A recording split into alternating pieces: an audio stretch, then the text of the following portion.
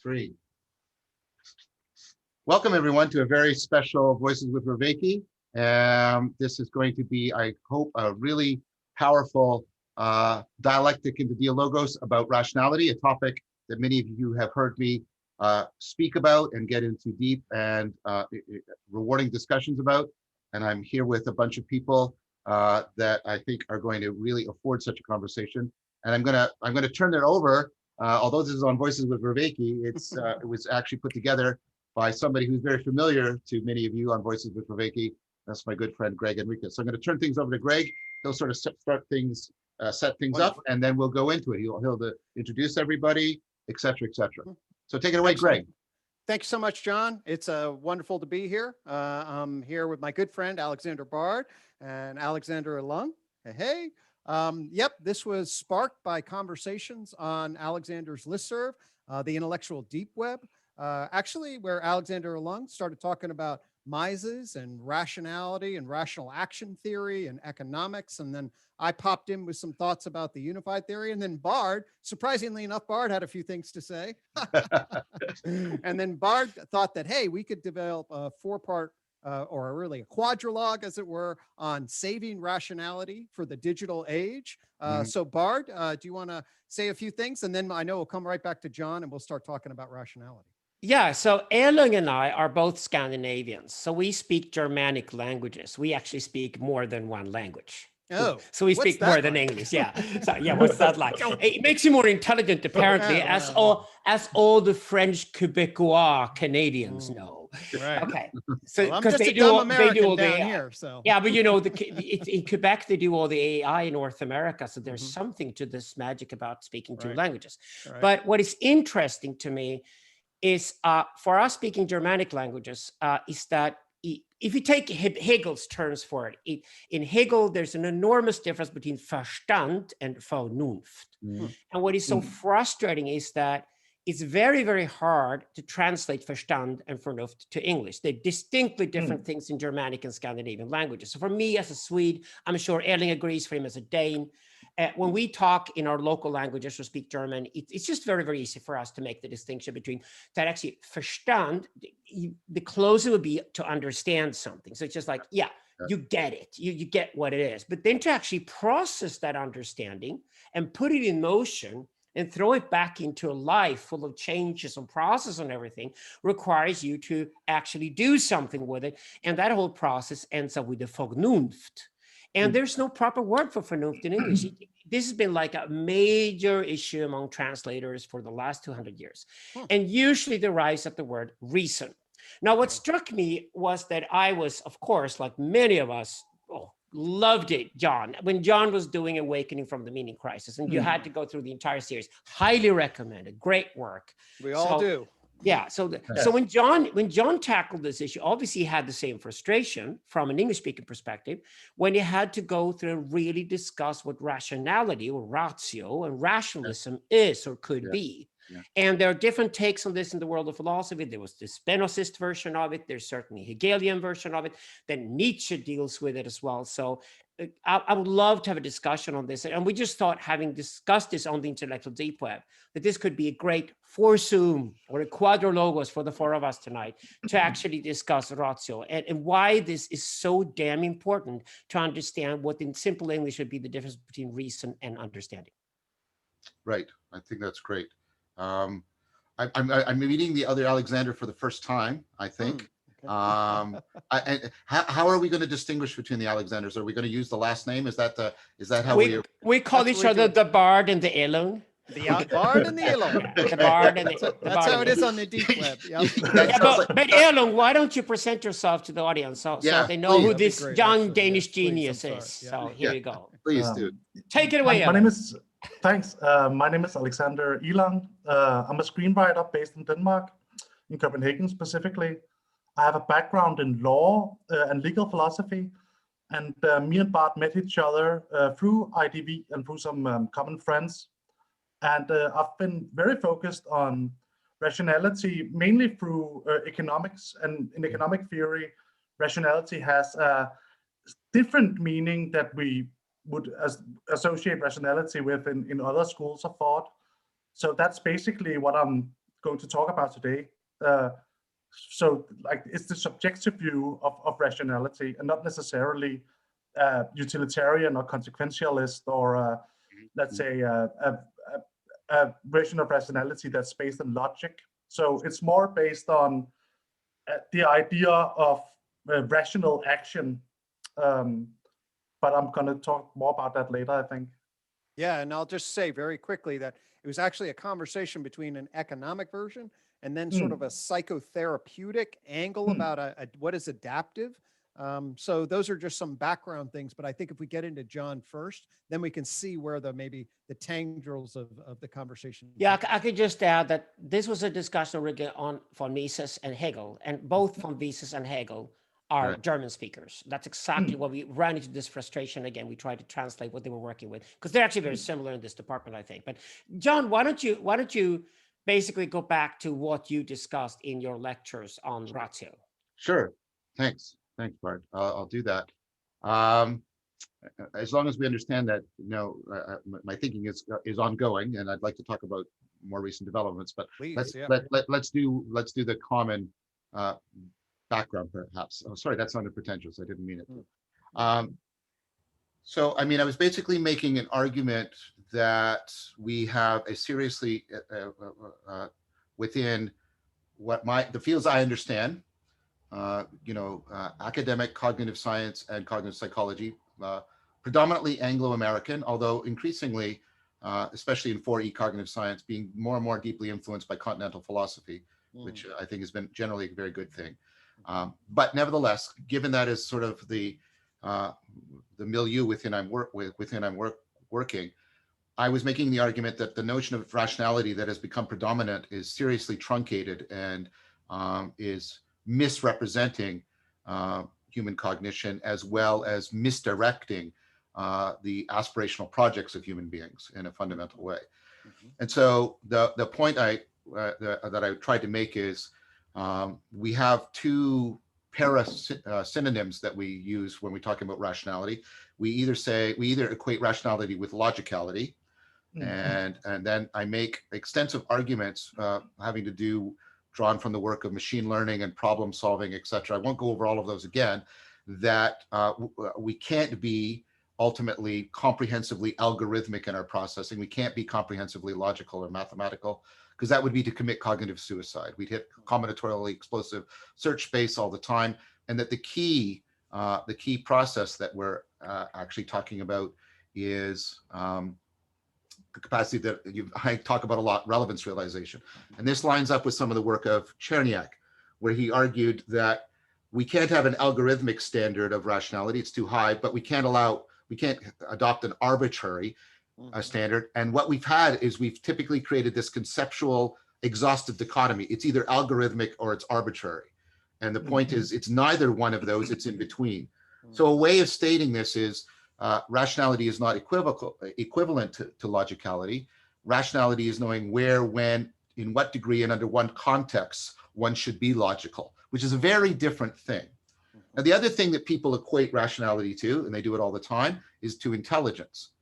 And that's problematic in another way, because intelligence is, again, how we're doing all kinds of things to avoid. I mean, I take it, I agree with this argument, Stanovich and others, is a convergence argument that what we're measuring when we're measuring things like general intelligence, psychometrically, etc., is we're measuring a capacity to do relevance realization, to avoid combinatorial explosion.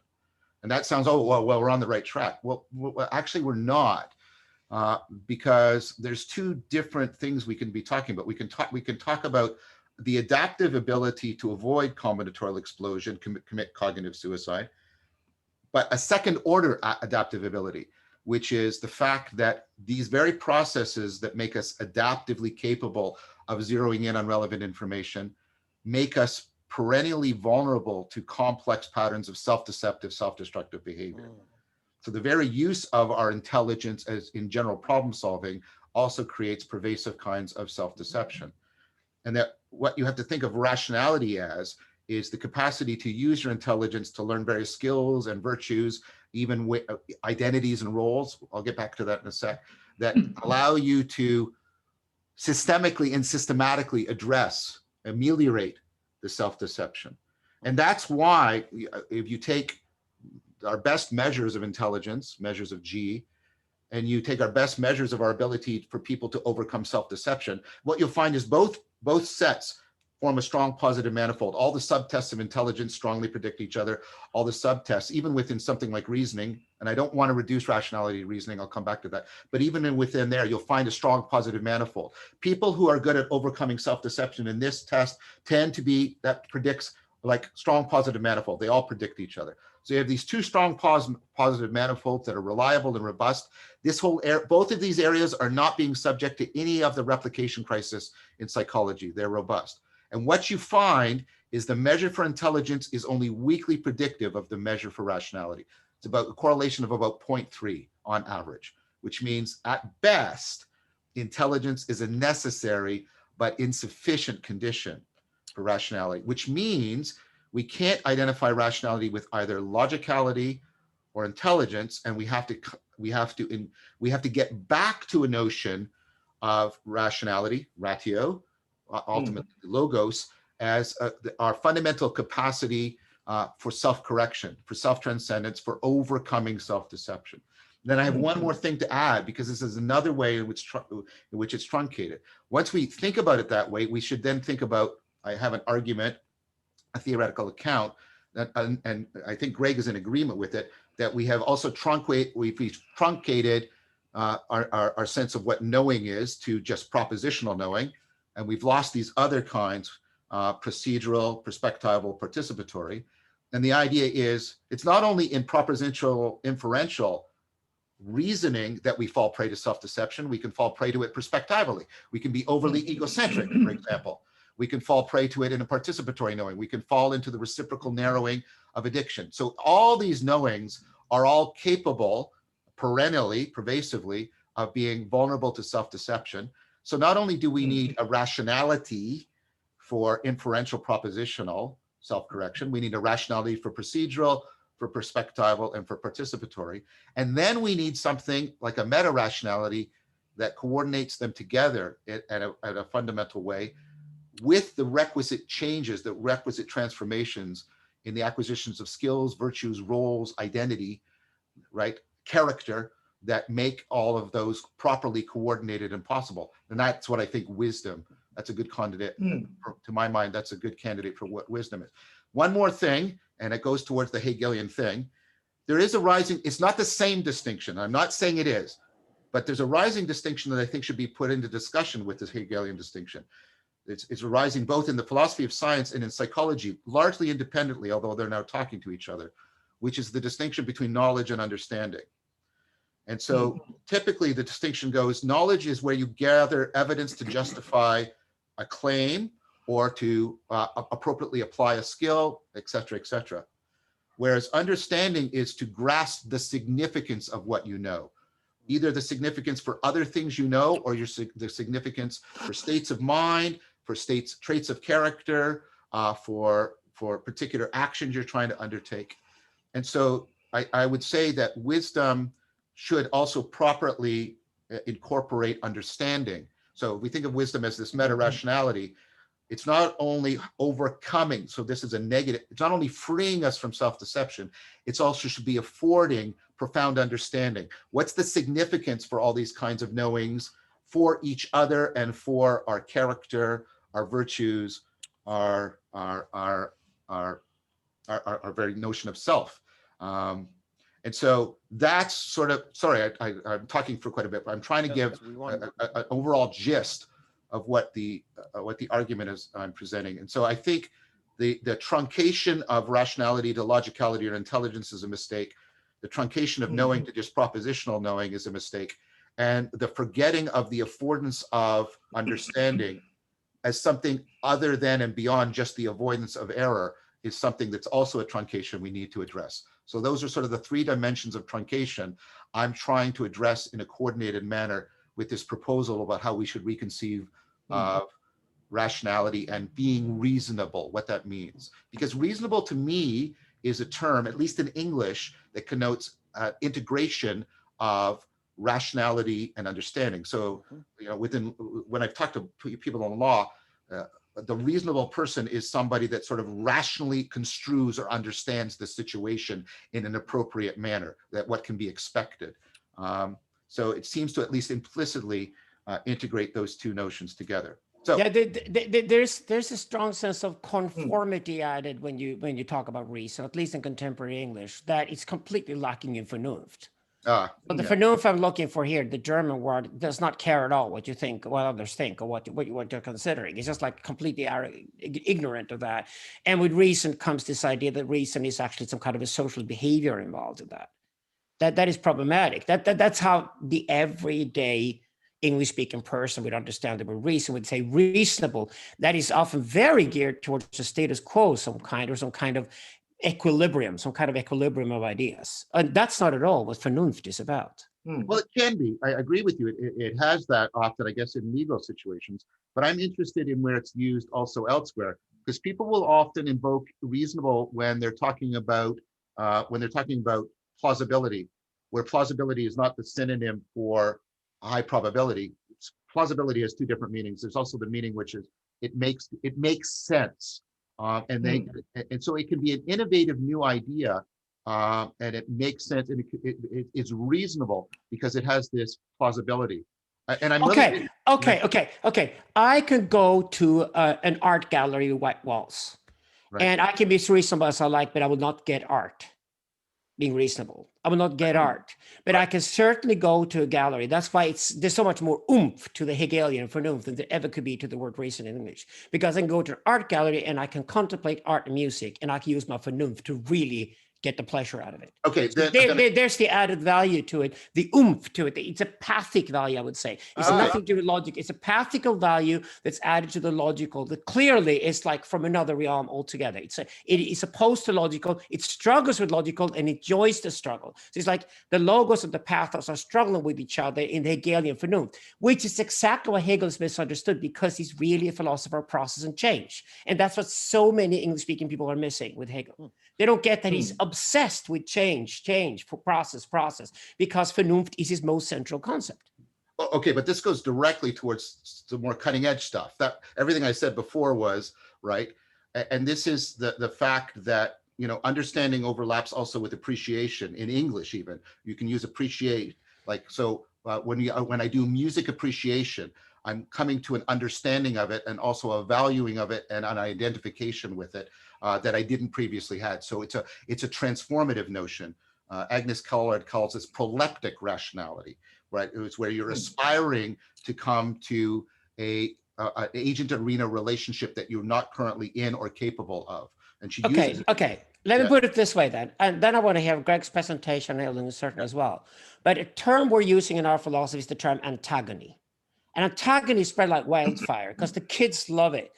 Because to kids today who go online, they either end up in echo chambers or silos. Clubhouse is the worst one ever. It's just like you end up with people of your own opinion and you keep on trolling with them, whatever, you get more and more stupid.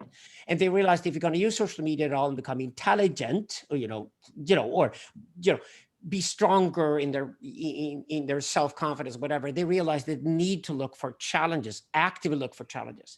So there's also in the Vernunft term here an element of antagony, antagonia, meaning not antagonistic, that's just having an opponent. Antagonic mean you're literally looking for somebody who will challenge you with their opinions and they will make you uncomfortable in the process and you will enjoy the uncomfortability. And that is what might still be lacking, though, when we go all the way for Vernunft here, is that where is the enjoyment of the challenge of the difference in that process? Is that included in what you're talking about here, John, or is that still lacking to get all the way to the Hegelian Vernunft? Well, I think the proleptic thing is an attempt to bring it in, because the main argument of people by Collard and even more by L.A. Paul in Transformative Experience is that these kinds of changes are not ones that we can even reason our way through.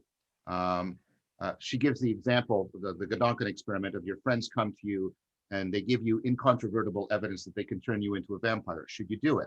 Well, the problem you face is perspectively, you don't know what it's going to be like to be a vampire. And participatory, you don't know what your identity is going to be because your preferences and character are going to change. And so you're in this position where you're ignorant in both ways. You're ignorant of what you will lose if you make the change, and you're ignorant of what you will miss if you don't make the change. And once you go, oh yeah, and so what that means is you don't have probabilities and you don't have utility. You can't infer your way through this. And then she says, after you agree with this fantastical example, she says, but that's how many real life decisions are made, like having a kid, deciding to enter into a romantic relationship, joining a new career. Like you can talk about a lot of things, but it actually won't give you the what you need, because once you only get the needed information after you've made the commitment. And so, yeah.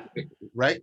So there's this paradox. It's kind of like Kierkegaard's paradox. Yeah, well, I was just going to say Kierkegaard, because there's also in that the challenge of the impossible, or the jump into the unknown, or the jump against the odds. I'm not saying that is necessarily Vernunft, that might be beyond Vernunft, but that's certainly a part of the fundamental human experience.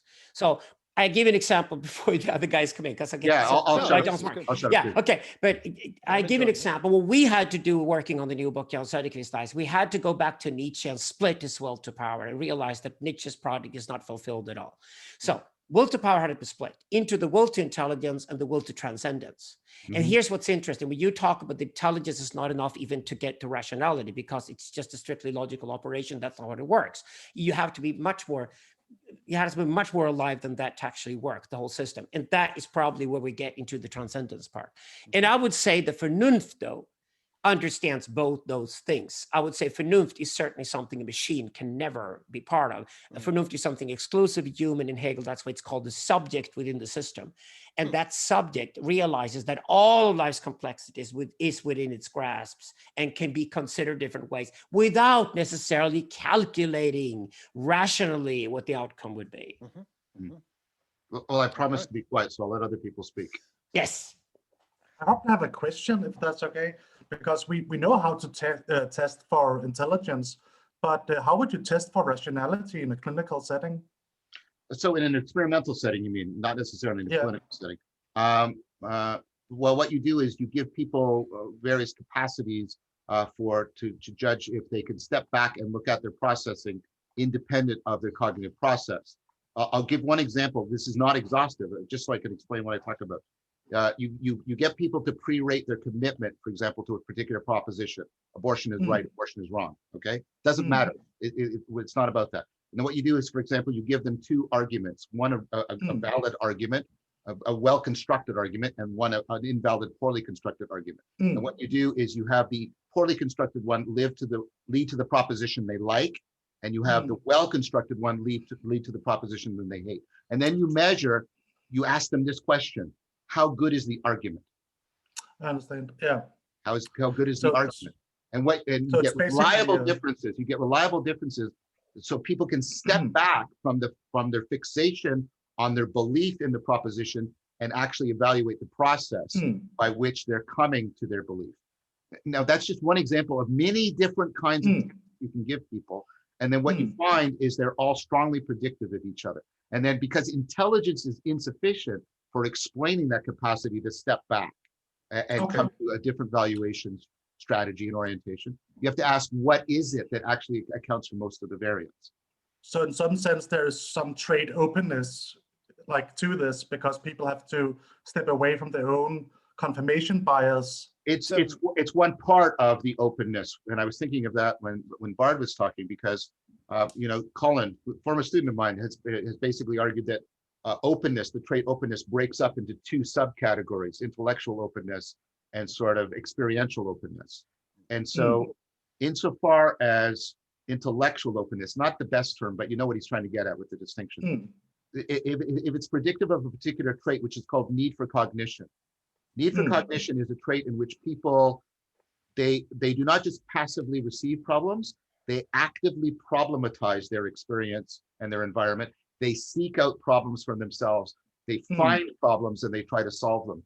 That is predictive of people getting a capacity called active open-mindedness that accounts for most of the variance. Sorry, was that too technical? I hope not. No, of course not. Is that from their own definitions or from some external definitions? Let's say if a person really wanted to be an alcoholic, would that be accepted as if their actions then pointed towards that, would that be accepted as rational?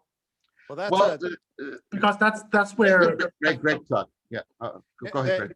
the issue, there's two different issues there. There's the assessment of this as a trait that then refers. Yep. In fact, I work with Rich West, who worked with Keith Stanovich in building this stuff. And I consulted with him on building on how do you assess the measurement that would then yield a particular skill ability so that you could then decide whether or not this rationality correlates with intelligence. So there's that.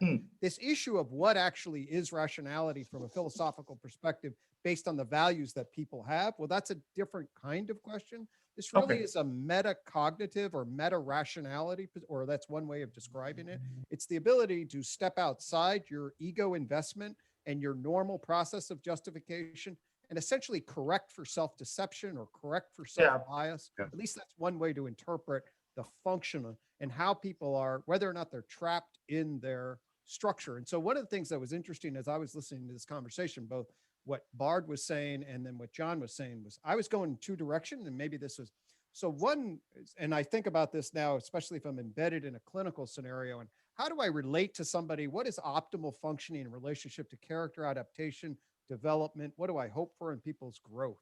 And so a couple of things that I would look for is, one of the things would be the capacity to step outside the ego function and develop a meta-reflective, metacognitive observer. Okay, so that I can step back and ask the question, what are my values and how do I want to be in relationship to the world relative to that I am? And how do I understand that? So this is actually, I think this is pretty close to what John was saying in some of the capacities, which are being like, rather than being in it, it's a capacity to wonder about it, wonder what's important, wonder what the essence of it is, and how to construct that back reflective state. And then what Bard was saying was really talking more at the core of sort of the energy of the more primate side of the embodiment of the self, basically the perspectival, participatory, in the moment, this is what I am, sort of what Carl Rogers called the organismic valuing process, the intuitive true self ability to connect. That's what makes me alive and energized.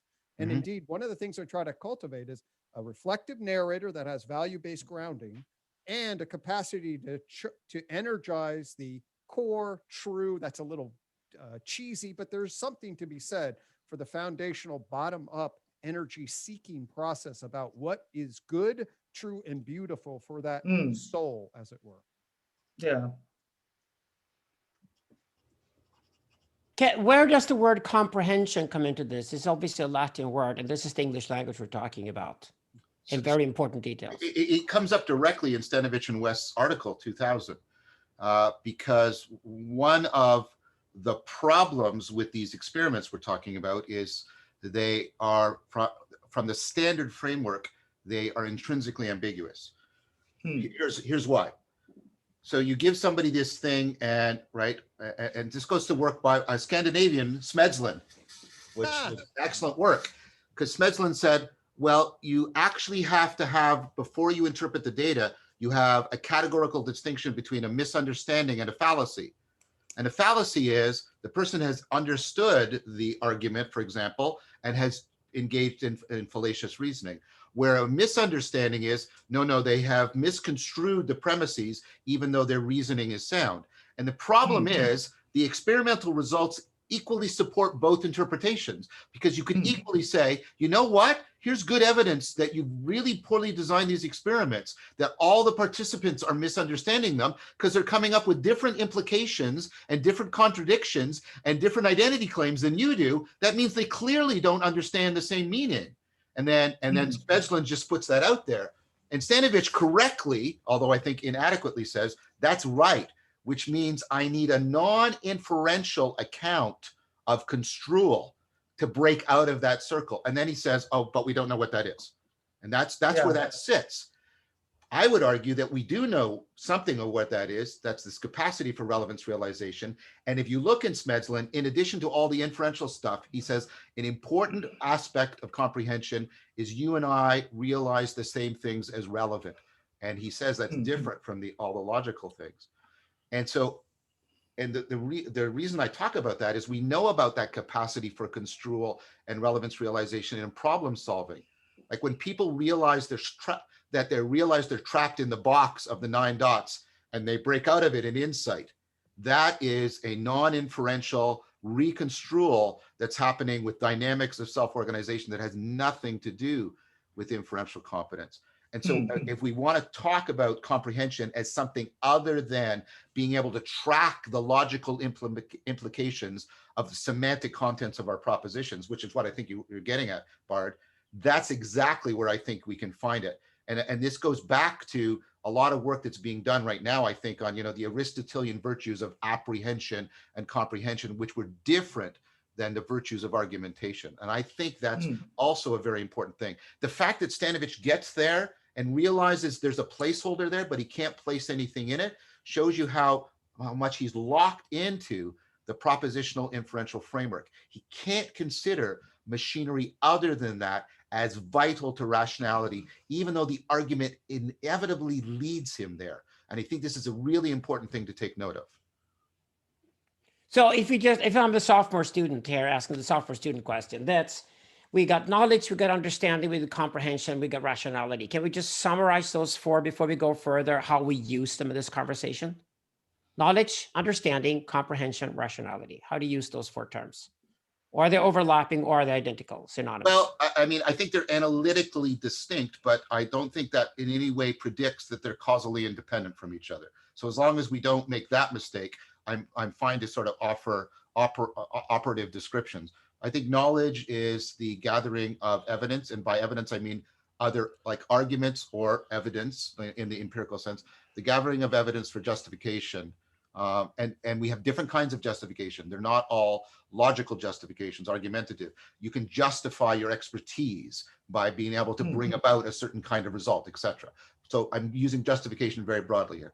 Understanding, I think, is different. It is to grasp the significance, what I think is relevance or importance of what you know for other things you know, or for your actions, or for your character, or for states of mind.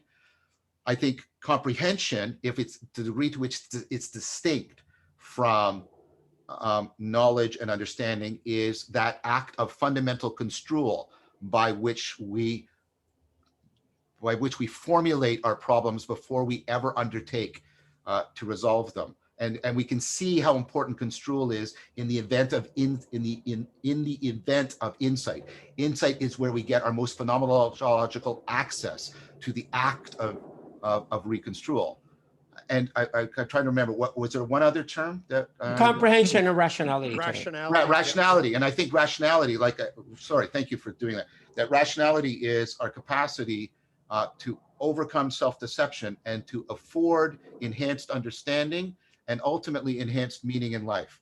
Because I think what Gregg was talking about is we have this fundamental drive as autopoietic beings to be fundamentally connected to ourselves, to each other, and to the world. And I think that's because it grounds our cognitive agency and our existential presence. And so if the self-deception, we not only want to ameliorate self-deception, we want to afford flourishing. I think rationality has to do with both of those. And I think we operationalize flourishing in terms of meaning in life and subjective well-being, etc. That's how can I be a little un-American here again? Please. We're going to have our Jordan Peterson moment soon, I think. Because I'm going to bring Jacques Lacan into the conversation, and apparently, according to Jordan Peterson, is absolutely useless. I strongly disagree with Jordan on that one, and I find his position on Jacques Lacan quite embarrassing. So let's see if you can bring Jacques Lacan into this just from a different angle. I have to say I'm relatively ignorant of Lacan. I've read a little bit about Lacan, but I don't know much about Lacan. Okay. The way we work, I think, if we dare to add Lacan to this conversation, take a Lacanian angle to it, is that to begin with, the whole worship of the self and the autopoiesis goes out the door, and we bring in what I call tribal poiesis and discuss the fact that human beings are social creatures.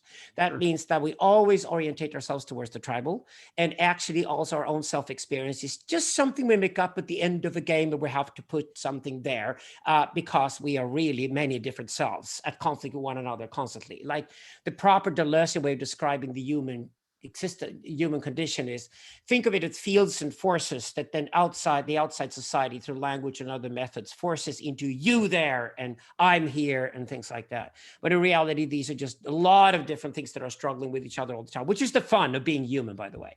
But if you go for tribal poiesis first and then move to the human condition, the way Lacan would describe it is something like this. So we live in a fantasy world. And this fantasy world is in a constant feedback loop in our heads. It's also the constant feedback loop among other human beings that live together with us. And we construct what Whitehead would then call a society, a group of people in a social gathering of some kind, having a communication with each other through language, where they reinforce a fantasy world. What then happens, though, is that this is where Lacan is not a postmodernist. What this happens is that constantly we walk into walls, boom! Things happen to us that we didn't plan, that weren't part of the fantasy. And he doesn't call this reality even, he calls it le réel in French, the real.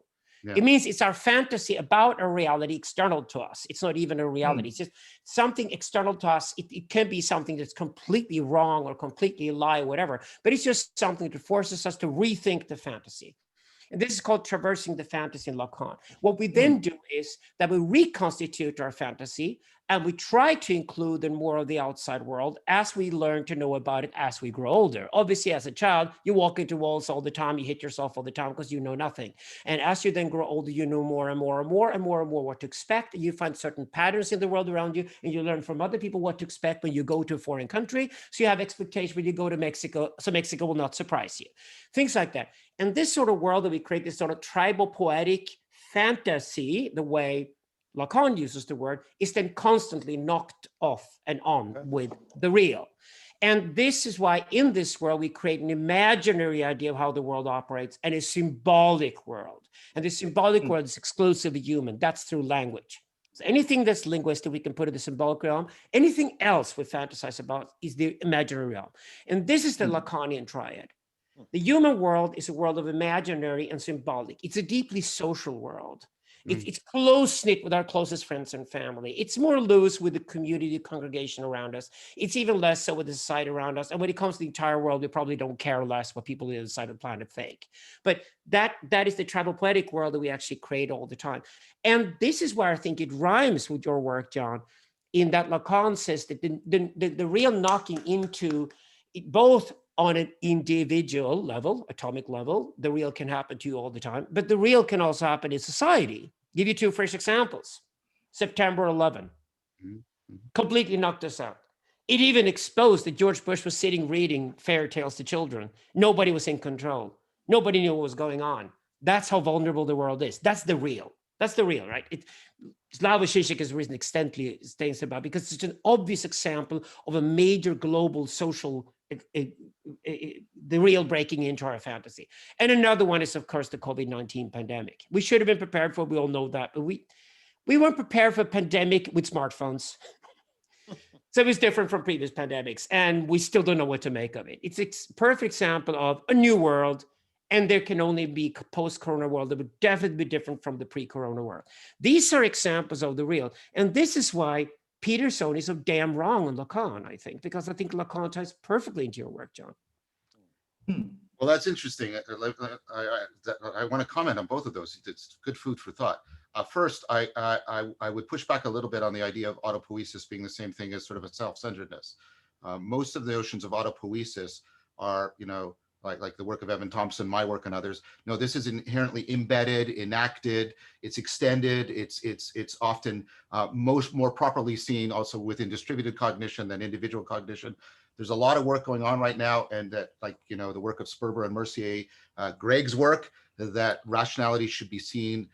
We're much more rational in general when we're in distributed cognition. There's a very Platonic argument. I know you have problems with Plato, but at least maybe a Socratic argument that we're much better with multi-perspective dialogue at trying to overcome self-deception than we are individually. So I just want to say that that's the framework I'm working from. Yeah, that's why we're working with the term tribal poiesis as an alternative, because autopoiesis makes sense in nature, especially when you work with minerals and physics and chemistry. But as soon as you move into biology, and especially when you move into conscious or subconscious beings like humans, it makes a lot less sense. We're born with biological programming, obviously. And that biological programming is so geared towards the tribal that I would even argue, I'm radical here, I would even argue that anything that operates in human beings tends to be tribal poetical in its origin rather than auto poetical. That's the only argument I make. Okay, well, I don't know if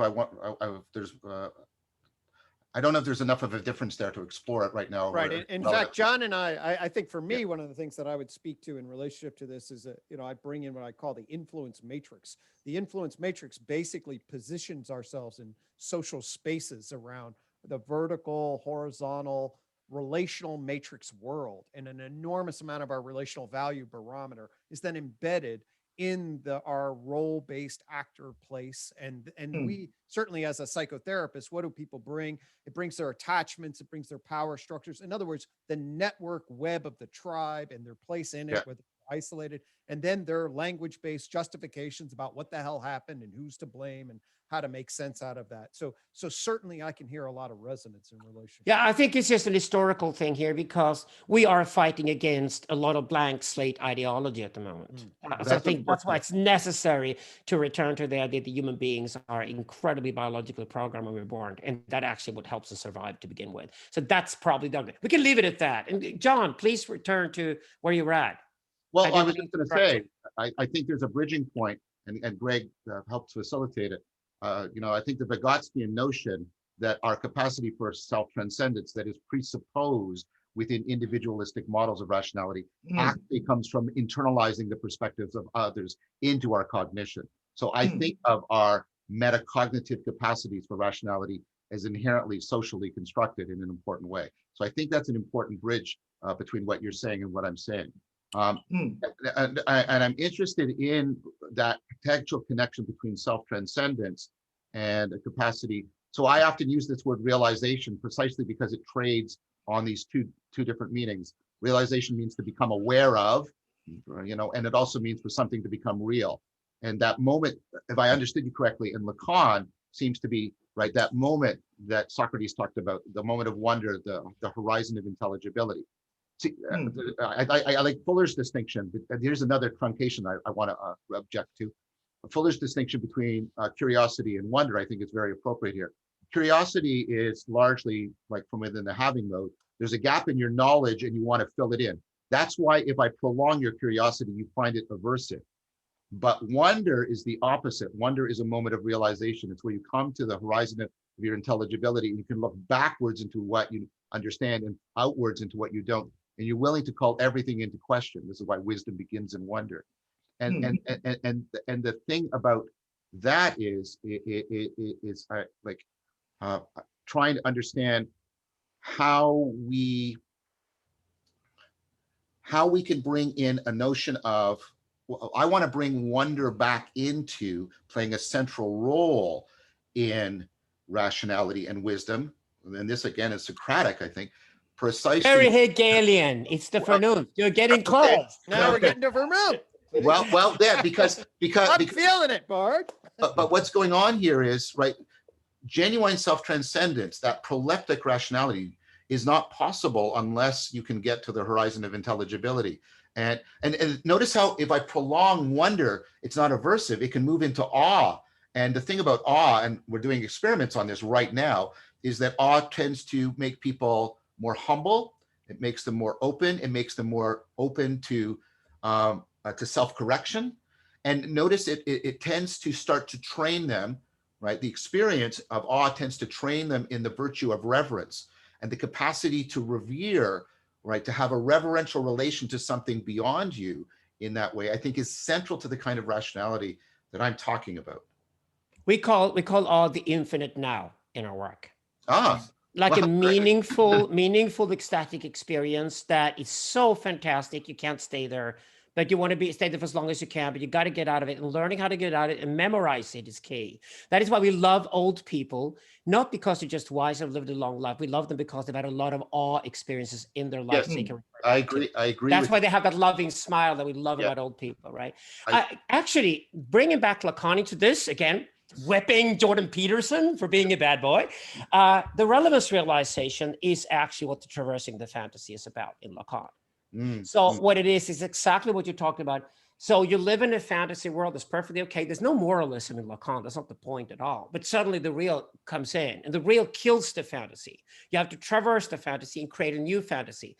And the new fantasy you experience is much more realistic than the previous fantasy, obviously, because it incorporates this experience of the disturbance that just happened with the real brought into your fantasy. So it can also be collectively used. It could be somebody who came back from the hunt and said, I had this horrible experience today. The story is perfectly credible. Everybody integrates that experience, and therefore the real can also be collective, even if you weren't there when that happened.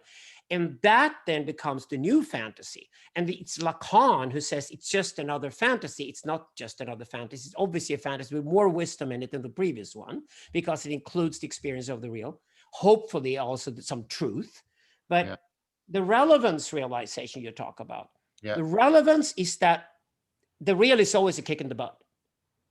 That's what it is primarily. And then the realization, which for you also has a positive connotation, it wasn't obvious to me when I heard it first, the realization, this is actively enacting you to start acting on it, is what's called the traversing of the fantasy into the creation of a new fantasy that follows afterwards. Sure.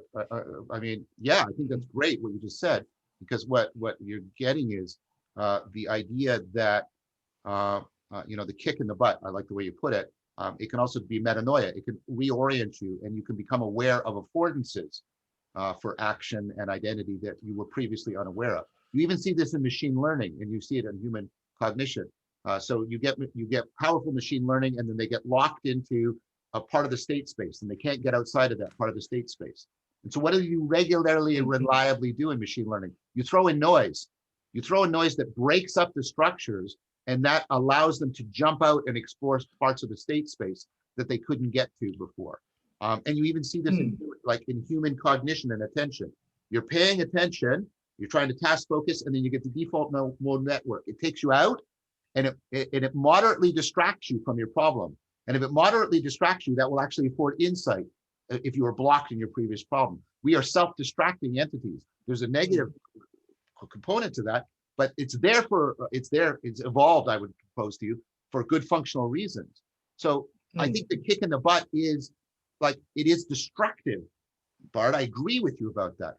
But the way, in self-organizing criticality, when the sand pile collapses, it actually affords a deeper base that a higher sand pile can arise on. There is the possibility, I'm not saying it's inevitability. I'm not saying that, right? I'm saying if you disrupt the self-enclosure enough, you can convert it into a self-organization that affords a new and more comprehensive structure.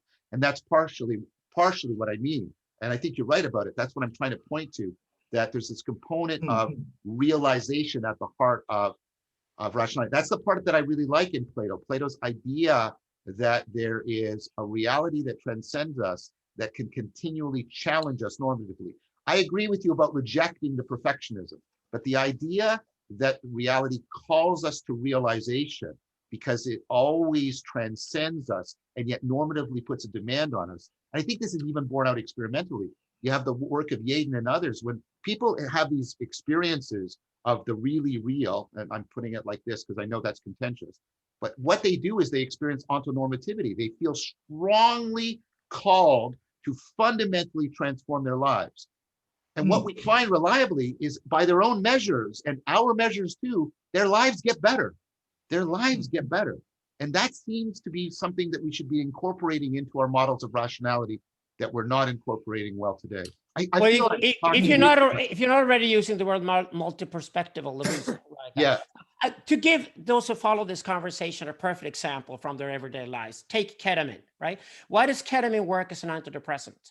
Because ketamine, very common problem among depressed people is that they're stuck. Yes. And neurotically stuck and return to the same point, and they can't get out of it. That's why it's a hellhole to be in. Depression is like a repetition of the same in a really negative, destructive way. And they lose it, and they just fall down into that hole. What ketamine does, it's not in itself an antidepressant. That's why it's so interesting. What ketamine does is just, boom, it dissociates you. So you can do surgery on somebody when they're on ketamine. That's why it works. And you can cut up their foot. And you ask them, does the foot hurt? And they go, yeah, it hurts like hell. And you go, but you're not screaming. And they say, it's not my foot. Yeah, I don't care. It's just, it's not, it's like, I don't care. It's not. And that's exactly why it works. And I've seen it in laboratories when you give esketamine, it's now called, when you give esketamine to people who are stuck with depression, they be treated with everything else. They're highly intelligent people. And you just give them the ketamine and finally they can see the world from just a slightly different angle than the usual one. Exactly. And I think you even called it, I don't know what Gregg used the term for that, was like, meta something again. Metacognition. Well, metacognition, yeah. Metacognition. Right. I would just probably refer to that as multi-perspectival, meaning that if you can look at the world from different perspectives, you get more intelligent in the process. So you throw noise in there for that to happen. That's what ketamine does to you when you take ketamine. The other psychedelics have similar kinds of functions too. But what they typically do is they create new patterns of connectivity in the brain that are initially noise for the brain. And then the brain basically says, wait, there's these new connections. I should see if they fit, if they work. And more importantly, and I think this is what's coming out of the Griffiths lab, it's not so much the psychedelic experience, but a minority of those people reliably have mystical experiences, which actually does something that is not supposed to happen. You get a measurable and long-standing change in a personality trait, which are supposed to be stable. Openness is increased when people have those mystical experiences. And that's a personality trait that's supposed to be stable, or if it changes, it's supposed to decrease with age. And what happens is it opens people up. And again, what we mean by realization and wonderment and the ability to aspire to a greater contact with reality, to overcome self-deception, these, let me say, mystical aspects have to be incorporated into our notion of rationality in a fundamental way. That's what that's what I'm arguing for. If you can't incorporate insight and self-transcendence into your notion of rationality, I think it's massively insufficient. And I think it's not talking about what Plato and Aristotle and Plotinus were talking about when they were talking about logos, or when the Latin people were talking about ratio. It's not incorporating what they were talking about. The interesting thing is that the economical definition of rationality is very much different, because you could make the argument that self-deception can be extremely rational if that's what you're aiming towards. So if you have a specific ideology or belief, then you want to choose the argument that suits that belief. So in that sense, that can be rational in order to achieve what you perceive as your goal. So I think that's where, like when you're talking about rationality, and correct me if I'm wrong, but I sense that you are placing some form of external value, which is like the Platonic and Aristoteles values of the good, true, and beautiful, on what rationality should be. But from a purely subjective point of view, if I want to sit on the beach all day and drink instead of building a shelter, that can't be seen as rational, because my actions are moving towards what I intend as my personal goal. Well, I would push back on that, because I think the idea of a subjective generation of meaning is palpably false. I think meaning is ultimately about a transjective relation, a connectivity. This bottle being graspable is not a subjective idea in my mind, nor is it an objective feature of the bottle. It's a real relation between me and the bottle. And I would say that coming into real relations are intrinsically valuable for human beings. So I would move to a meta level and say, well, the person wants to be drunk all the time, but I bet you if you ask that person, do they want to experience a lot of inner conflict as they satisfy their desires? They'll say, no, I don't. Or if you say if I put you in the experience machine and why don't you just take Coke right now and then kill yourself? Oh, well, I don't want to do that. Well, why not? Well, because I'm losing touch with reality. I reliably do this with my students. But I think there's some wisdom to that, which is not only purely rational. So there's also like a meta, like you're talking about a meta perspective on rationality, and that also has to do with like societal standards and a lot of things which are not necessarily confined only in the rationality itself. Well, I love this. This is exactly where I said we started. So it's like Elung is trying to keep rationality where Germanic-speaking people are putting where it's like a Rationalität. So the Rationalität there is because they got the Vernunft. And it's a very common expression. It is the Austrian definition. I understand the definition. Austrian definitions are in German. That's the point. Yeah, absolutely. Exactly. Yeah. So this is what's so interesting, because in the Hegelian Vernunft, there is much more than there is in any German Rationalität. Whereas what John is trying to do, and which I love that John is trying to do, is try to stretch the meaning of the world of rationality in the common sense use in contemporary English language to include something more. And the way John obviously does it is an old philosophical trick. It's an epistemological journey back to ratio. So you go to ratio, and from ratio you build a much wider understanding. Yeah, there are some external ideals, which I think are really, really good, and I'm not disagreeing with them. Right. But I accept that there are more than one definition of rationality, but I would say that all evaluations of value happens at the subjective level through relationalism. But so the problem with subjective is it doesn't distinguish between the things we value intrinsically and the things we value arbitrarily, right? Because they're in one sense they're equally subjective.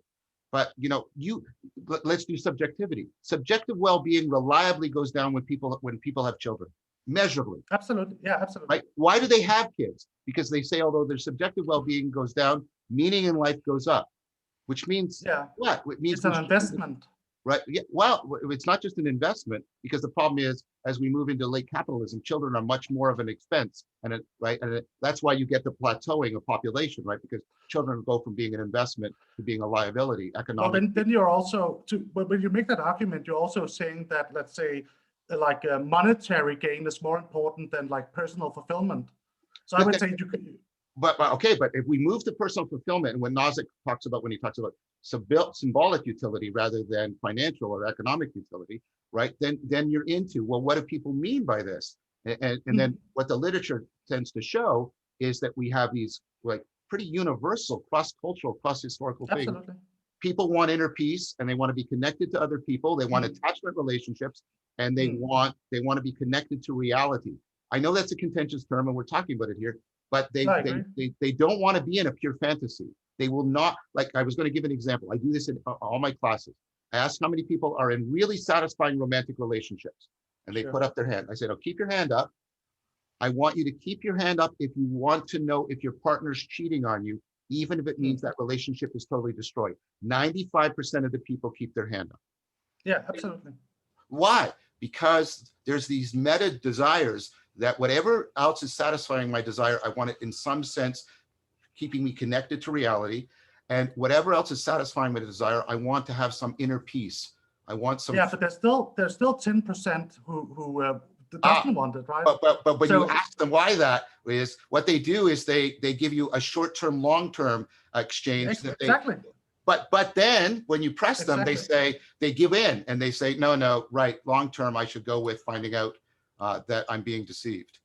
But so this is a question of like the late gratification, basically. So like the Piaget-ish experiment. Yeah. So you get one marshmallow now or 10 marshmallows in 5 minutes. Yeah, the idea initial. Yeah. But my argument would be that both are rational, because we can only define rationality in terms of value, and the only way we can define value is purposeful behavior towards a goal. Otherwise, you are placing an external definition of value, which is fine, and I agree that we have societal, cultural, biological values which are ingrained in our DNA, epigenetics. But I would still say that eating the marshmallow immediately, or let's say if you have a partner that's cheating on you, and you don't see that as a long-term relationship, it can be a rational decision not to have that information, because in the short term it would hurt you. Well, I suppose that I don't disagree with you in the sense that I don't think there's any permanent final definition of what makes particular kinds of information relevant. I don't think there's any permanent definition of relevance. But I worry about the idea that all of our motivation grounds out in this notion of subjective value. Well, yeah, value. I just think we should distinguish between like a meta narrative on rationality, where we take biology, society, culture into perspective, where we have these Platonic and Aristotelian values, And then like the economic understanding of rationality, which is that every action is purposefully aiming at satisfying a need. And that can be rational as well, even though it might not seem rational from, let's say, a consequentialist perspective. Right. And so what is in your ontology is the notion of value is ultimately parasitic on the notion of need. And need commits you to a particular ontology, which and a need, like needing food, the chemical isn't food in and of itself, and the need isn't just a subjective state. It's a real relationship between the paramecium and the sucrose molecule, right? So needs. If you take a materialistic ontological perspective on it, but I would say that need and value is framed purely in the phenomenological. So I would basically say that you are reducing needs to a chemical perspective if you're using that argument. Well, no. My point is exactly the opposite. My point is the paramecium is making sense of the chemical as food, but that need is, you can't explain what the need is by just looking inside the paramecium. You can't determine what the need is just looking at the chemicals in the world. It's a real relation between them. And so what I'm saying is, I think the ontology of value commits you to a presupposed ontology of need, and then need commits you to an ontology of real relations. And if you have to acknowledge there are real relations, then you've given me everything I need for the Platonic and the Aristotelian arguments, because they are committed to not necessarily. Well, not why necessarily because, okay, so let's say we make a trade. So I trade you this pen for your couch. Yes. Let's say you're really, it's not a good trade right now, but let me make an argument. I might do it because my couch is in pretty bad shape, but that's okay. Well, we both have to send it across the world. So, but my argument would be that if this was like John Lennon's pen or something like that, you are a giant John Lennon fan, you might value it higher than your couch. And I might hate John Lennon and value your couch higher. So the only reason we can engage in trade is because our internal value structures are different. That's why interactions work. But can't we actually trade precisely because we are both committed to need structures that neither one of us is the author of? I could even get you to like the pen because it meets certain needs that you might not have recognized. How do I change your values if your values are just subjectively generated? Because I can do that. We do that. They can change. Right. But what changes them? What changes them can't be other values, or you're just in an infinite. No, it's interaction. Right. So real interaction, real need, real relations change value. And I think human beings have a sense of that fundamental connection. And that's again what I think Plato and Aristotle are pointing to. That's what I'm trying to argue. Yeah. No, I completely agree. I would say that like the exchange itself means that values are not fixated. So like in that sense, so while we can see that there are some Platonic Aristotelian values that we see as maybe the most common values in our society, that doesn't mean that they are fixed. No, I wasn't saying that. I wasn't saying that. No, I agree. No, but the trick here, if I can add that, is that if you take this sort of very calculating concept of rationality, you then have to admit that the values are not fixed. You haven't really explained why the values aren't fixed. Because a computer would follow you all the way. It would just calculate, and it would love for rationality to be a process of a calculation only. Okay, that's the easy part for the computer. But the computer would then not understand what the values would change. Well, and of course, but it's sort of basic economics. They therefore end up with these ideas that, okay, but it's a game of some kind that where you get tired of something, where you eat too much of it, therefore it has lower value for you. And at the end of the day, we know, no, that's not how trade works at all, actually. And that's why economics had to move on from that sort of very simplistic understanding. But the question here is, though, are we saving the word rationality? We agree, of course, like all these abstract terms, they have many different meanings. John is obviously fighting for a new form of rationalism that could make sense to us, that is much more complex, much richer, much more human, I would say, than the commonly understand contemporary understanding of rationalism, where it belongs with the great philosophers who used it the same way.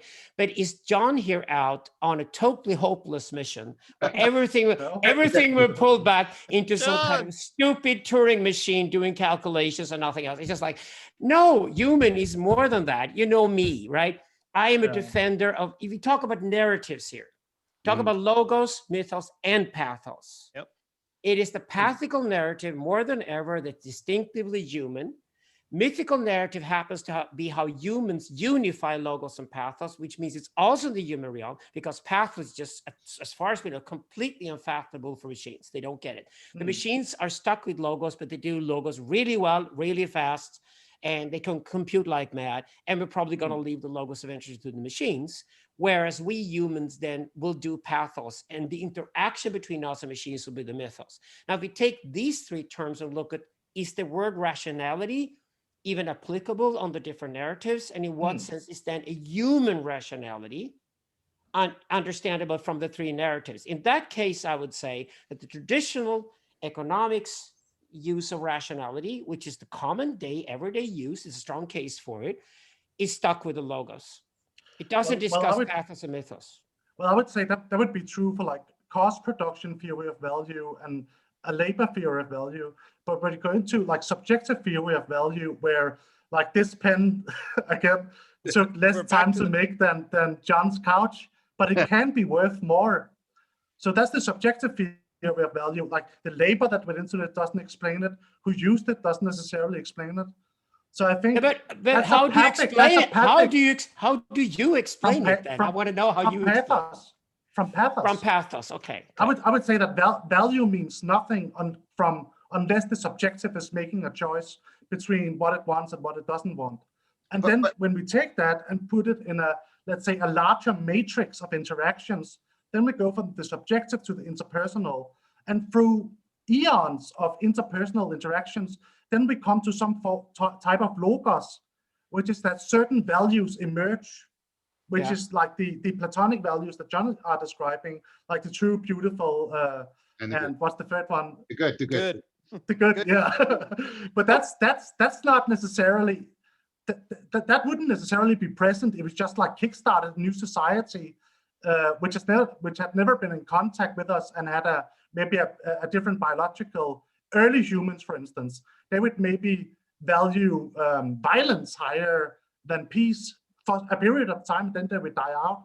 So what you are talking about is predicated on culture and societies and epigenetics through eons of time. So I guess I don't want to be, I feel I'm getting too harsh, but Elung, I want to ask you, do you think that pathos operates arbitrarily, or does it act in a principled and normative way? This is what I was trying to get at with, how do we get, is it responsive to reality? Is it responsive to argument? Well, that means that there's a normativity then higher or more primordial or more more grounding than the normativity given to us by our values, because there's that by which our values are governed, and that within which the normativity within which we think we can rationally change people's values by talking to them and pointing out aspects of reality. Yeah, but I think you are. Would you agree? Would you agree that that's over time? No, would you agree that happens over time? No, but if you speak about pathos here, I got to say the word pathos here. Pathos is dirty and nasty. It's definitely part of the shadow and the subconscious. So don't throw logos and mythos into the pathos term, because then you destroy the whole idea that the three different. That's not what I'm asking. That's not what I'm saying, Bart. I'm not saying that. I'm saying, like, could you have a theory of pathos? You clearly think you do, which means pathos is not arbitrary and chaotic. There are ways of understanding it and ways of coming into right or incorrect relationship to it. Why it's arbitrary and chaotic, but within hopefully some kind of a container, and that container is the operation of logos and mythos, where logos is the real, it's the contact with the outside world, and mythos is the stories we make up in between. Pathos is also just an extreme tantra. So it's just like violence, like pornography, like every radical expression of feeling ties into pathos. And if you look at like people's needs, they can be purely directed by pathos, and usually then they're corrected by our logos and our mythos to some degree. But if we take like a society or early humans that didn't know anything about these structures. It's something that happens over time. And you could argue that logos has always existed, but it's something that we have to get to know through interactions. You guys both really think that pathos is unintelligible. How do you even have any reason for believing it exists then? Because I'm using the logos to understand it. Wait a second. Okay. Pathos on its own cannot be turned into a narrative without the other two. It's very dialectical here. So, for example, if we have a person in our society that is completely obsessed with pathos and has a really weak logos and mythos, we lock them up or we put them in mental institutions. Precisely, we consider them insane or deeply, deeply dangerous to the rest of us, right? That's what we do. We lock them up because the path has taken over completely. But the pathical, what the pathical is needed is we end up with this is against Plato again, we end up with the division of logos and mythos, logos and mythos, logos and mythos. It's the easiest thing in the world. Logos essentially science and myth essentially theater. So if you go to theater, it's a story about human beings, the human condition. Well, you can't just have science in there. It would be banal, right? So it's mythos. But when you look at pathos, the best way to describe it today says there's a reason why you can't throw pornography into a good movie. And it's a reason why pornography, we try to make a movie out, it becomes a terrible movie. Because pornography and a movie, a theater piece or pornography are two very clear examples of pathical and mythical narrative. Now, there's of course, they're borders and they infuse with each other. So the intelligibility is that the pathos in itself, if I try to understand, it's unintelligible to me. It's just a force inside of me that wants me to fuck, or maybe at best I crack jokes, or I go ironic, or I want to destroy things because it doesn't make sense to me, so I take chances. For example, we discussed the Kierkegaardian jump into the unknown, for example. That'd be pathical. Okay? Elung is gone. Yeah, okay. Did we, Elung, are you there? Do we have a ghost in the machine? Ghost in the machine. That's his pathic. Oh, the pathos hit us. I hope we clarified it, but what I'm trying to get at here, what I'm trying to get at here is that I thought that, John, your concept of rationality hits the nail with the Hegelian Vernunft. And that definitely includes this pathical element that we're talking about. So it's way more than logos. This is kind of, I don't mean this insulting, it's kind of shocking to me that at the core of economic theory is an unintelligible chaos driving everything. No. Economic theory does not have pathos. That's the problem. I thought he was too much in the logos. Okay. Economic theory has been built up by mathematicians over the last 150 years. So very Platonist, most of them.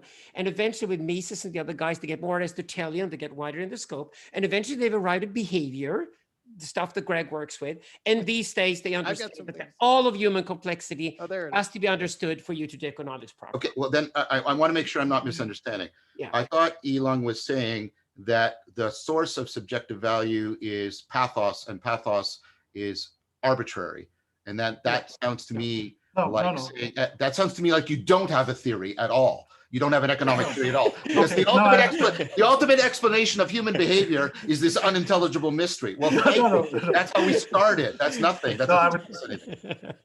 Now, thankfully, capitalism presents its own theory to us very, very much. That's exactly what the capitalism is, the real in its most obvious form in contemporary society, right? Capitalism is a constant kick in the butt. That's for sure. Mises would say that the actions are aiming at alleviating immediate uneasiness. So that's where, like, and all acts from Mises' perspective. But why that is the sole thing? We have good evidence. Not as the sole thing. Not as the sole thing. Not even immediate actions can be explained that way. I would say not even immediate actions can be explained just by trying to reduce uneasiness. Not from a psychological perspective, where we have to understand that Mises wasn't a psychologist. Okay. So maybe I'm being unfair. I apologize if I am. I'm ignorant, so I'm talking from what I know. It's completely okay, and you have to understand that I agree with you more than appearing to be. I get that. But, this is fellowship. We're in friendship. We're trying to work something. Yeah, I know. I hope you don't take it any other way from me. No, of course not. Of course not. It's all good. But so Mises tried to make an a priori theory of value. So he didn't. It wasn't an empirical theory of value, which like cost production theory from Adam Smith. Yeah. And like the labor theory of value. From Marx, right, or something, or From Marx, yeah. Yeah, exactly. So the idea was that what is value? It clearly doesn't exist in the object itself. So it's clearly based on an exchange, a relational relationship with the, I know Bart hates this word, individual, and whatever the object of the desire is. So in this sense, value is purely subjective, because if we look at an object like air, it is valueless right now, but if you're underwater, it's worth everything. So this is like determining value in objects. It's completely relational. And if somebody wants to die, then the air doesn't mean anything to the person who is dying. That doesn't mean that. So if we then try to understand actions, then all actions in this definition of the word are rational because they are aiming at fulfilling this basic need. But then I understand your definition as well, that, well, we have to also understand that there's things such as self-deception, but maybe I want to deceive myself. So the only thing I'm saying is that there are two definitions of rationality, and maybe we have to distinguish between them. I just want to add that to add to von Mises' credit here is that it is also with von Mises that economics understands that the profane and the sacred are very different things, for example. So you move things out of the market and say, there's a value to this that is so infinite to me that I will not put it in the marketplace in the first place. I don't even want to know what other people value it for. And that is, of course, a very human trait as well that adds to it. And this, I think, is also absolutely key to the Vervaekean rationality we tried to explore here, or the Hegelian Vernunft, is that it has an understanding that profane and sacred are totally different categories. There are things you don't put out there on the market at all. And it's a rational, in this deep sense, a rational exercise to say that this is not something I put out on the market. That was also more or less unheard of, that somebody actually took that into the calculations, and that happened with von Mises. So I would probably say here, there is a difference between the logos-based rationality that I think you're describing, and I completely agree with that, and I believe that exists, and I believe it's very important.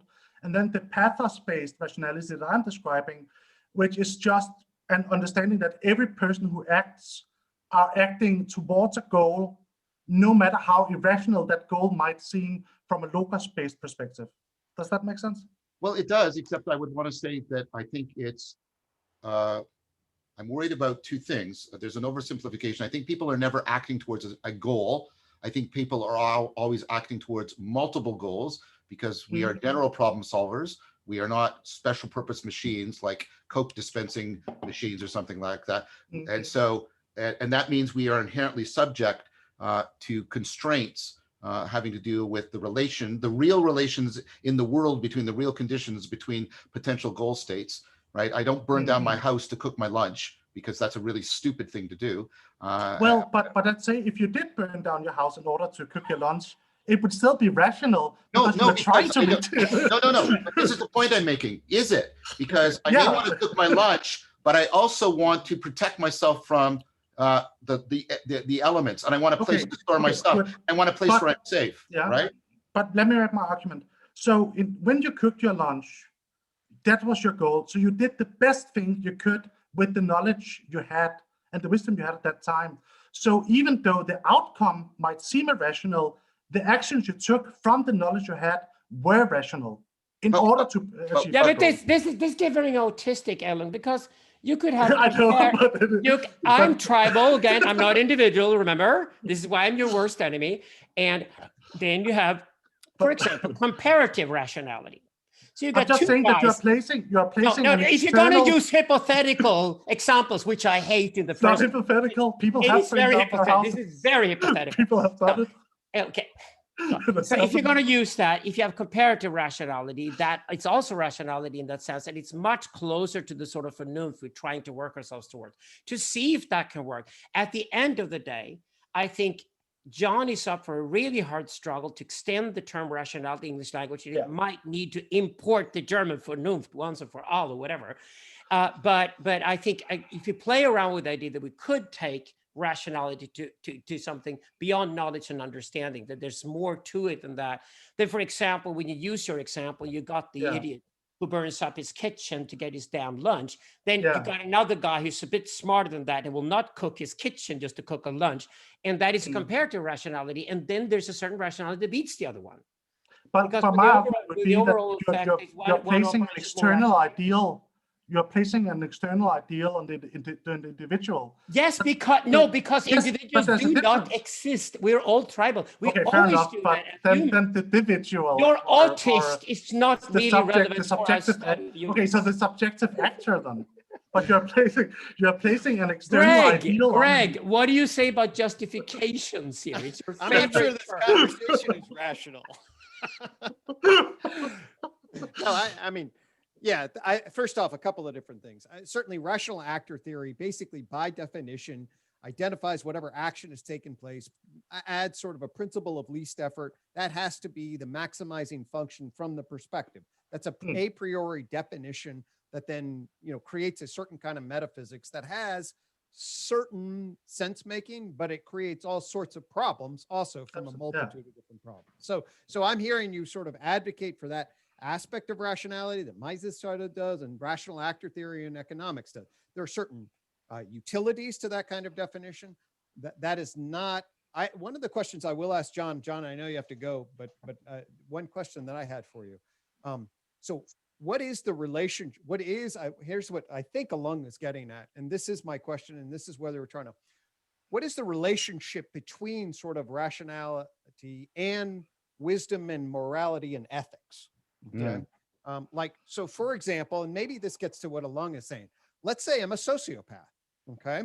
And as a sociopath, what I do enjoy is inflicting sadistic evil onto people because that is subjectively what gets me off.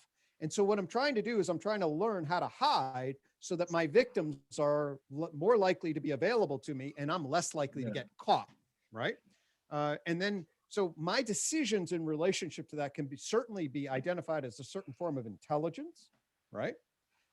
John, right? You would say clearly somebody could be problem solving. Oh, he's a very intelligent criminal. We would say that with a lot of clarity.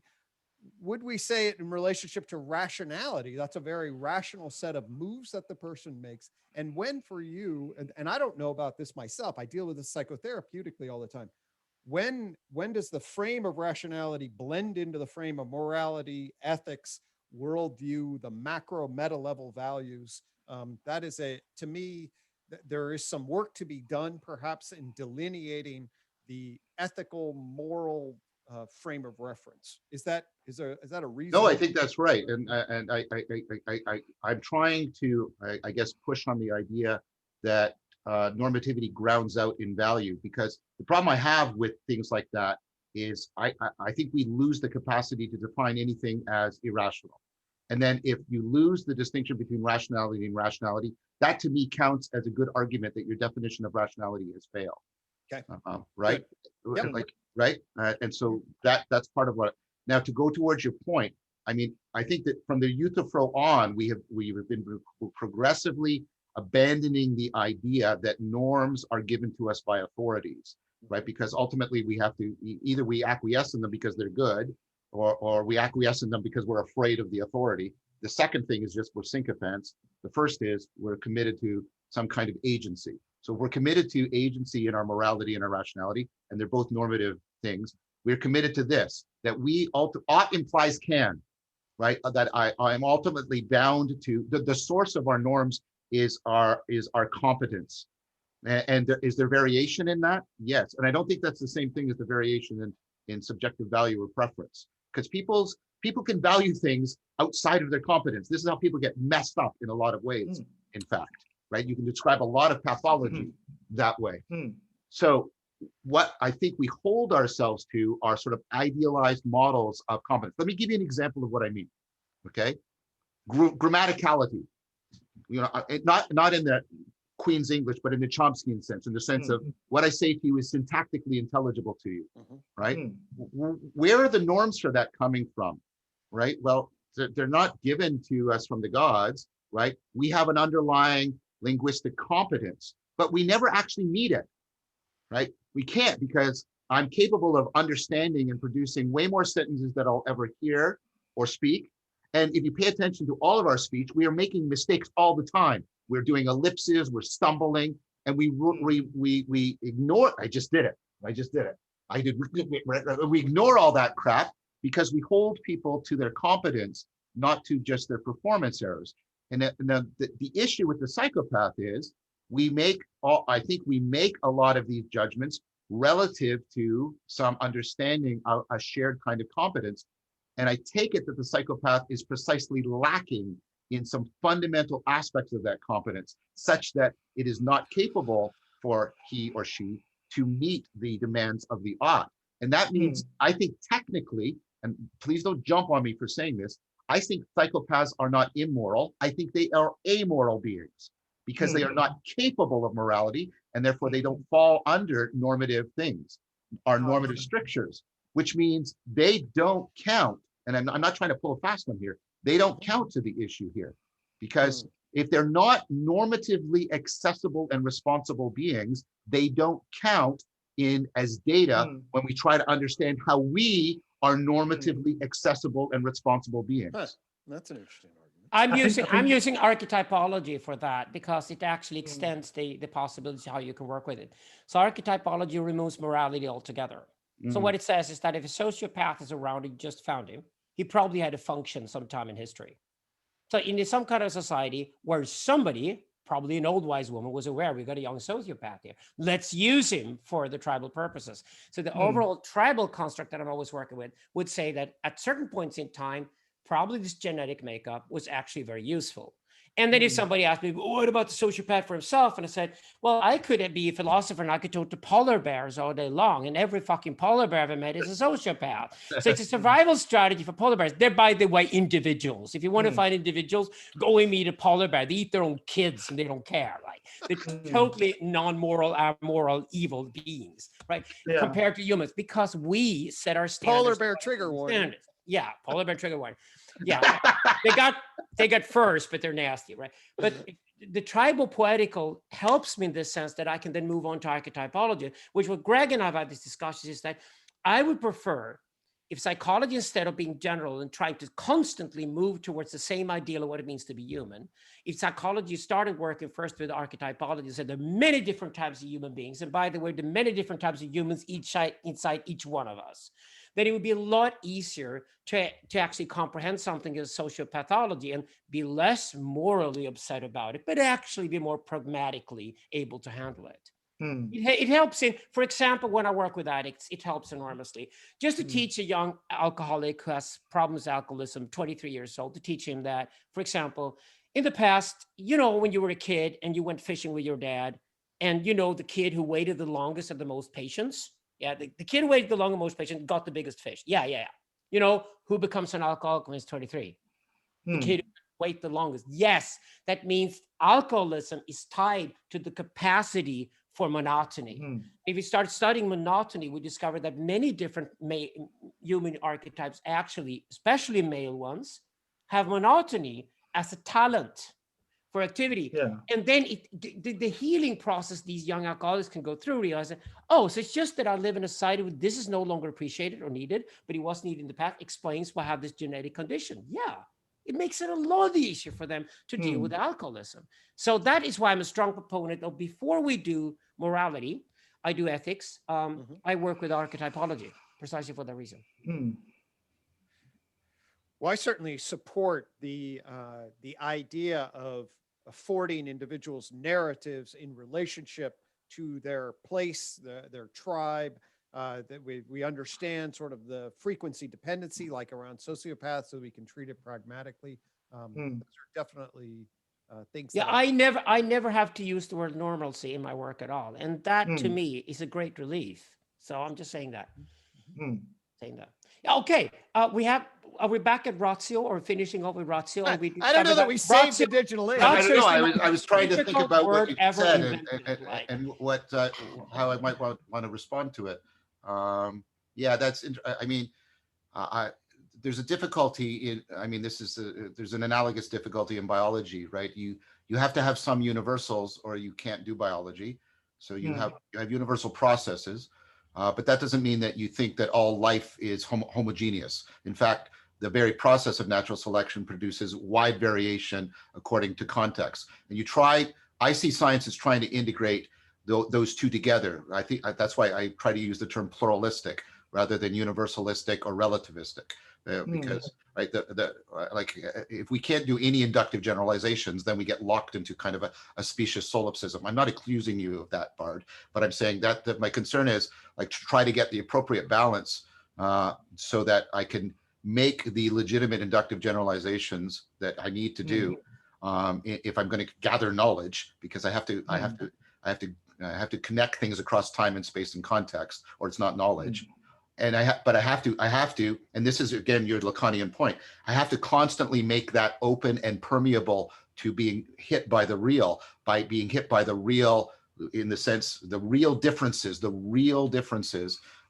are out there that have to constantly be addressed. And I see science as a process when it's done well, and let's be fair, let's not compare bad science to good philosophy, right? But when science is done well, right, that's what it does properly. Often it's not behaving well, and I criticize it when it doesn't. And I try to at least be responsible. So I guess that's what I would want to say. I would want to say, yeah, I get that, but I also want to understand, I want to understand that there might be ways in which things happen that are churned out that are not functional. I mean, so we have non-controversial examples like Phineas Gage, who gets the shaft of iron through his frontal cortex and he becomes a bastard. And that wasn't functional or evolved. That's just because something got messed up and he became irredeemable. You could not appeal to him normatively anymore. He had lost his character in that sense. That's how I talk. And I want to be able to understand phenomena.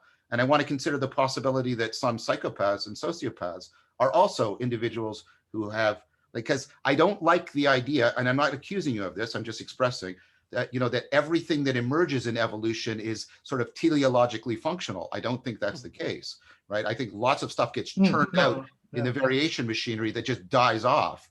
But that's really, really extreme, because actually we've been around for millions of years, and human beings have been around for hundreds of thousands of years, and we've lived in settlements that tried to make sense of that for the last 5,000 years. And we're now struggling with loving people outside of our own closest neighborhood, which is like the hardest thing ever for human beings. Yeah, no, I get that. What I work with is a very sort of humane philosophy that starts with one assumption. What if you don't change human beings at all? What if you allow human beings to be as informed as they possibly could be, as rational, because of that information as they possibly could be, to then make up for themselves whether they want to go through any form of transitions or not? It's a very, very radical starting point, ethical starting point to start from.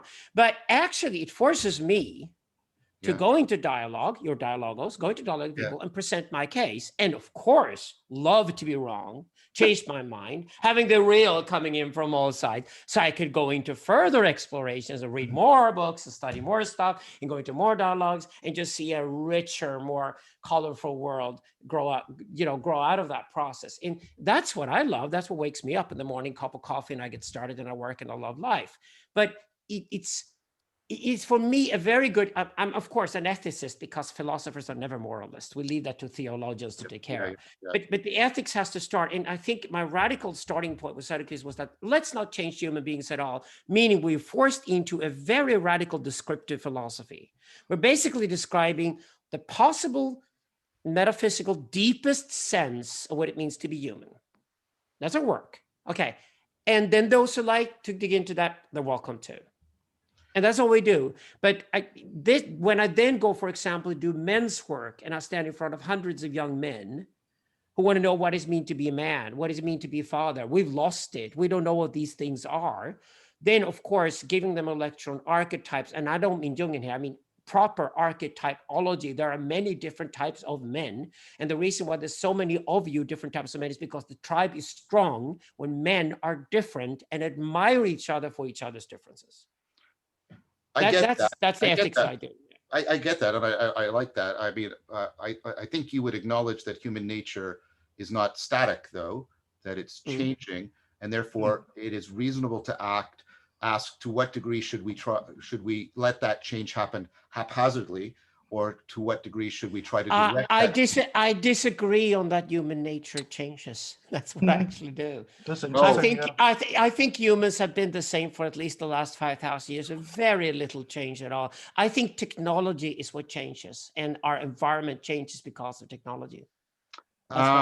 See, I think We probably disagree in a very interesting way. well, on that because one. I think Yeah. human beings is inherently developmental. Like I'm So very they into it. develop the Flynn effect, for different instance. contexts.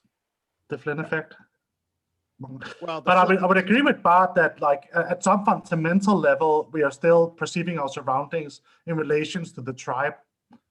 So, like, we can't take that. That's basically, I think that's Bart's version of the archetypes.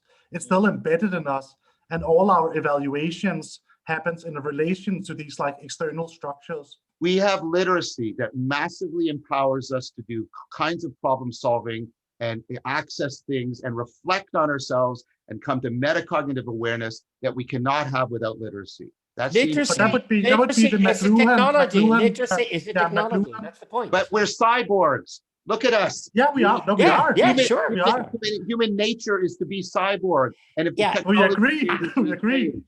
But that's I know. technological paradigms. Yes. But there's a transactive feedback loop. So we get then, if we are born into a radically different culture with a radically different technology, from sperm to death, sperm and egg to death, the form that we take as a function of that transaction is radically different than somebody that was grown in a different petri dish of Yes, society. and Greg, technology. of course, that's exactly why we're studying cultures from 4,000 years ago, the mountainous cultures and river valley cultures, and discover enormous differences. And we discover, for example, that Peru and Iran are much more similar, and Mesopotamia and southern China are much more similar, because the landscape itself, we take Marshall McLuhan's ideas of media and interface radically into everything, like into topology. I'm totally for the landscape we grew up in shape us. And yes, human beings, obviously we wouldn't be all over the planet in all these different climate zones and everything if we weren't adaptable, but adaptability in itself was there already. And if you speak about human beings 5,000 years ago,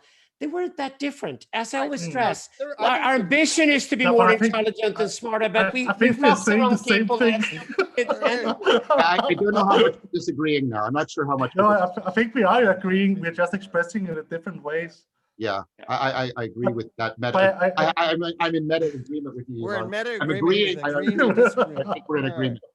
Guys, I'm 20 minutes past. I got it. Yes, we all are rational, four rational men who've agreed on rationality. I love this conversation. Big love to you guys. Big love to you guys. I would invite you guys to come back. I think we should do more of this. I mean, genuine dialogus never comes to a closure because it's constantly on the edge of emergence.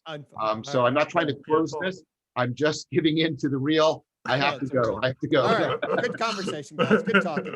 All right. Thanks for putting this together. Nice meeting you, Elung. Great to see you again. Yeah, you too. Bard, always big love to you guys. Big love. John, we'll be in touch. Okay, guys. Bye-bye.